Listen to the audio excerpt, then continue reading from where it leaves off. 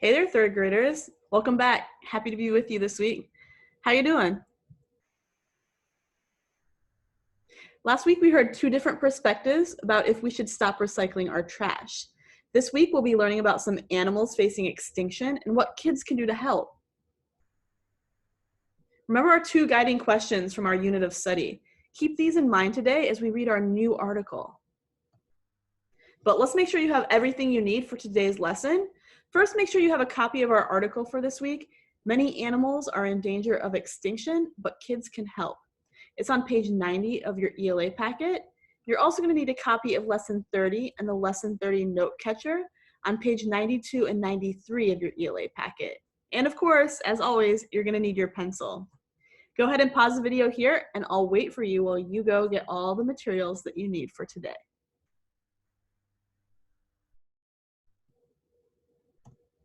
All right, welcome back. I told you I'd be waiting. Today's learning target is I can use strategies to figure out the meaning of words I do not know. You may remember this learning target from some past weeks. First, we're going to read Many Animals Are in Danger of Extinction, but Kids Can Help, our article for the week. When something like an animal becomes extinct, that means that all that type of animal dies out. The dinosaurs became extinct many, many years ago, and that means that they're not around anymore. I'd like you to follow along as I read the article out loud. And like our learning target said, we'll be focusing on finding the meaning of words that we don't know today. So while we're reading, I want you to pick out two words in the article that you don't know the meaning of. All right, let's get started with the article. Many animals are in danger of extinction, but kids can help. Take a look at that first image there. Scientists say kids can help save endangered species such as the Rufa red-knot bird. There are lots of ways they can help. For instance, staying away from protected beach areas that are reserved for shore birds such as the red-knot. All right, and now to get started with the text of the article. The Rufa red-knot is a kind of bird. The red-knot journey a long way every year. They fly from South America to Canada. The birds stop at beaches in the United States. The birds can eat and rest. Scientists study these birds. The scientists call one red-knot moonbird. This bird has traveled enough miles to fly to the moon and halfway back. Moonbird and other red-knots are in danger. They might die out. Humans have moved into the bird's normal areas. Climate change also hurts the birds. The Earth is heating up. This is called climate change or global warming. Most scientists agree that global warming is caused by humans. People use fossil fuels like oil and coal. It is how we heat our homes and power our cars. Fossil fuels emit greenhouse gases. Greenhouse gases trap heat in the air. This causes temperatures to rise. Many types of birds are in danger. Many amphibians and mammals could die out too. The list includes famous animals like giant pandas, tigers, and African elephants. The list also includes less famous animals like red knots. Kids can help protect animals. There are many ways kids can help. For example, kids can stay away from protected areas. The areas let red knots eat and rest. Programs to help protect animals. Kids can be citizen scientists.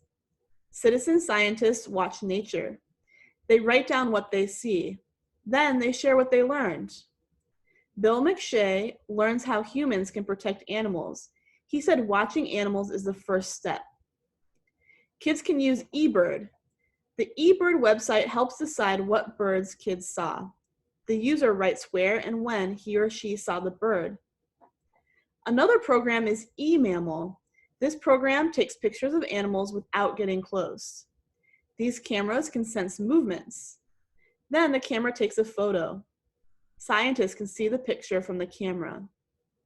The photographs help scientists, said Stephanie Schuttler. She studies wildlife. Kids used eMammal at a school in India. Their camera took pictures of 6 tigers. The scientists saw where tigers go when people are not around.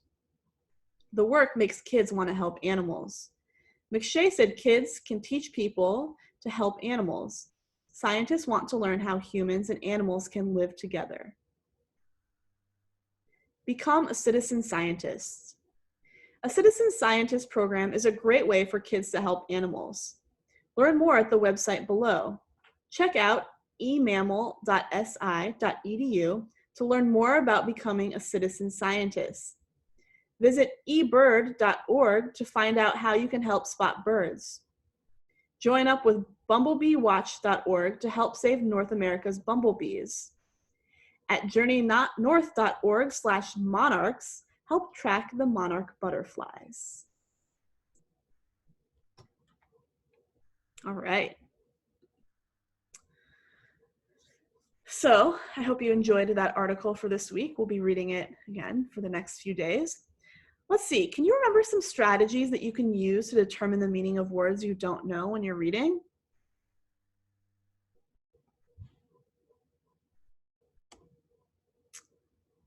All right, so I tried to get a little fancy with this slide, and I bet you remembered a lot of these strategies. You can use context by looking at the sentences or phrases around the word. You can look at the affixes for clues. Remember, those are the parts of the word that come before or after the root word. And speaking of root word, you can look for clues in the root word. And of course, you can use a dictionary or Google, which is what I like to use. I want you to think about the definitions of the two words that you picked out while we were reading, and some synonyms for your words. Remember that synonyms are words that mean the same thing. Go ahead and pause here while you think about the definitions of those two words you picked out while you were reading and some synonyms for your words.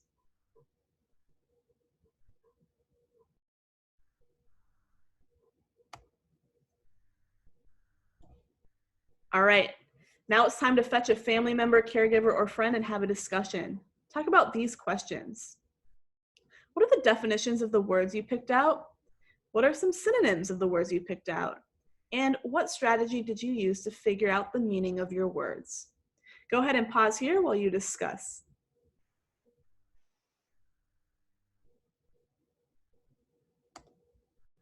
All right, welcome back. Hopefully you had a really good discussion. Now it's time to write.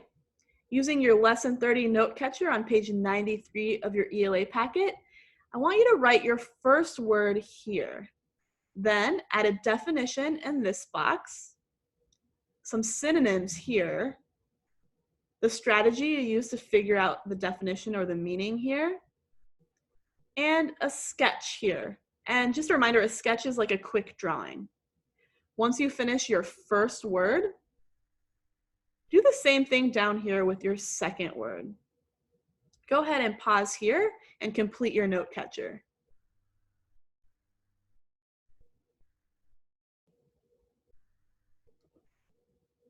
All right, nice job working on your vocabulary and using those close reading strategies to figure out the meaning of some words you didn't know from the article. Go ahead and share your definitions with someone and tell them how you determine the meaning of your words. And share your sketch too, it's fun. Also, don't forget to read with your family member, caregiver, or friend for 20 minutes.